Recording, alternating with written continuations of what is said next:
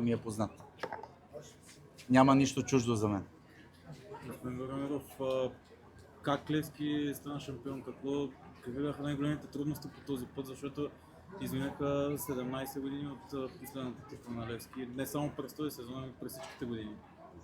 Вижте, първо ние направихме един добър колектив и това, че днес станахме шампиони е плод благодарение на всички футболисти, на целия треньорски екип, на цялото ръководство на футболен клуб Левски и благодарение на нашия 12-ти играч, нашите фенове, които ни повярваха, когато застанахме в най-трудните моменти, който Левски е имал през историята си.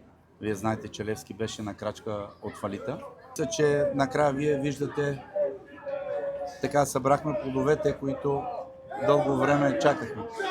Скъпо, тази титла е по-специална или по-сладка от предишните, които Левски печели? Всяка една титла си има своята значимост и е сладка, когато я спечелиш.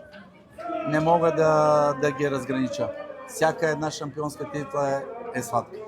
Заповядайте за въпросите към капитана Георги Костадинов след спечелен шампионска титла. Това е емоция. Тебе за отбора, как беше се повторя. Честите титли на поне половината от вас, на цялата синя общност. Смятам, че еуфорията е голяма, еуфорията е заслужена.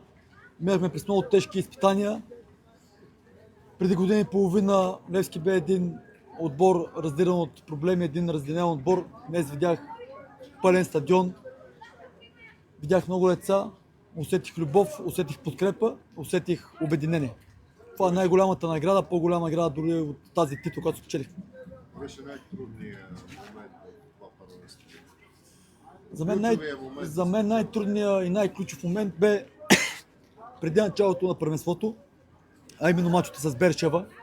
Това бе най-повратният момент за този отбор, тъй като с тези мачове, които направихме в Европа, цялата синя общност повярва в нас и застана зад нас. Това нас ни укрили и постигнахме серия от много добри резултати и много добра игра. Ако не бяхме започнали по този начин в европейските матчове, днес нямаше да се намираме това място. Жоро, какво означава Левски да спечели толкова безапелационно титлата? Самия факт, че сме с сините яките, пък Левски е шампион. Това сензация ли е? Логично нещо ли е? Ами, зависи от коя перспектива ще го погледнете. Аз съм убеден, че много хора в началото на сезона не са вярвали, че това ще се случи. Това си коментирахме преди малко с абриканото с Марто Луков, че от началото на сезона повтаряме, че бъдем шампиони. Така че човек на първо място трябва да си вярва, трябва да повярваш в това, че мога да сбъднеш мечтата си, трябва да повярваш в себе си, в човека до теб и в колектива. Смятам, че тази титла ще се помни дълго, тъй като ние постигнахме въпреки доста по-малкия бюджет от нашата конкуренция и тъй като бяхме в позиция, в която, както казах в началото, нямаше го това обединение. Стефчо, заповядай. Какво усещаш в момента? Ти си от доста време в отбора, видя хубаво, видя лошо, сега пак много хубаво. Какъв е този момент за теб? Много специален, защото всеки един левскар знае какво е преминал през последните 17 години. И мисля, че това беше, не знам дали, може би най-сладката титла, може би една от най-сладките титли в Левски.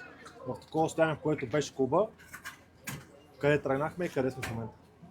А сега накъде? Тук насетне, какво мечтаете, какво искате? Ами нека да свърши първо този сезон и от лятото да направим една добра подготовка и да атакуваме турнирите. Кой беше ключовия момент в това първенство? Най-важно.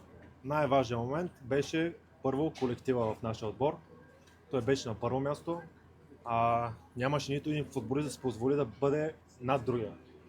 И всеки матч излезахме за победа и бяхме наистина изключително мотивирани и всеки матч дисциплинирани за една победа. И мисля, че и в евротурнирите до последния матч изиграхме така едно добро европейско пътешествие.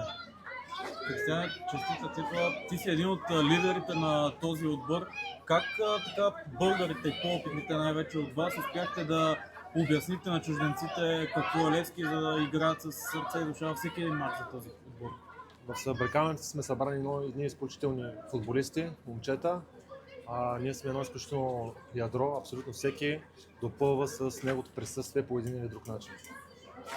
Благодаря ви, колеги.